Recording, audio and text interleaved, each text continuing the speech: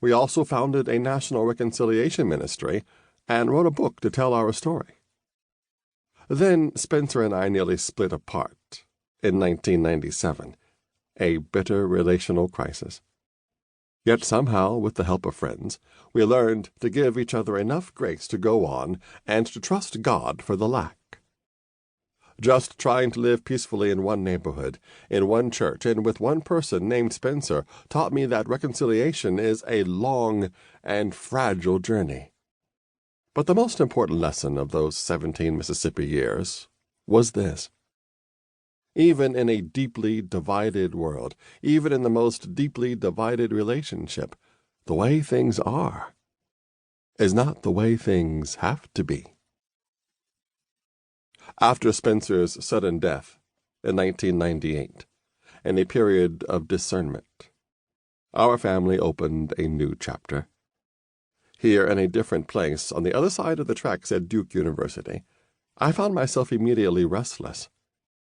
Can places like Duke and West Jackson say hello, become friends, and transform each other? Through this pilgrimage from America to Korea, to Mississippi, to Duke, I find myself constantly longing and searching for communion across worlds and divides I have lived on both sides of. Asia and America, black and white, haves and have-nots, action and reflection, Blacknall's Presbyterian deliberateness, and Voice of Calvary's gospel choir spontaneity, Korean kimchi and Mississippi ribs, the reality of West Jackson gunshots, and the beauty of Duke Gardens. African in America. This book's second source of restlessness is found in Emmanuel's journey. For me, Emmanuel as well.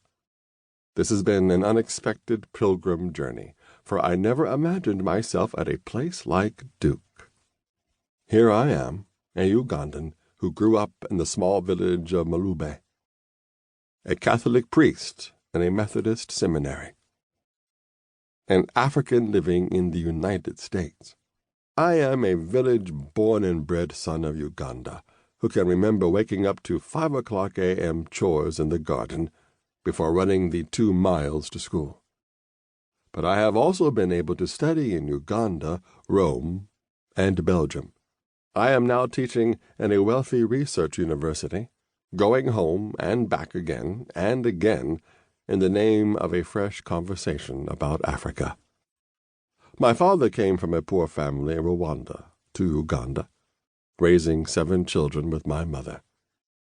He never went to school himself, yet became a parent leader at our school and mobilized children in the village to get an education. My father died when I was 12. My brother died of AIDS in 1993. When Civil War broke out in 1980, my mother fled the house as the military demolished every living thing. She walked 50 miles to Kampala and did not return until 6 years later. Here I am, with both my experience of growing up in Africa under the brutal regime of Idi Amin, and my involvement in the dynamic and rich traditions of the African Church. In all my teaching, I find myself in search of something better than the tribalization that divides so much of Africa, or categories such as North and South, black and white. Here I am, pressing the question as I teach. But what does this theology mean for my mother? What does it mean back in Malube, where trees are being cut down by powerful businesses, where roads are in disrepair, where clean water is not available, where the priest lives in a faraway town?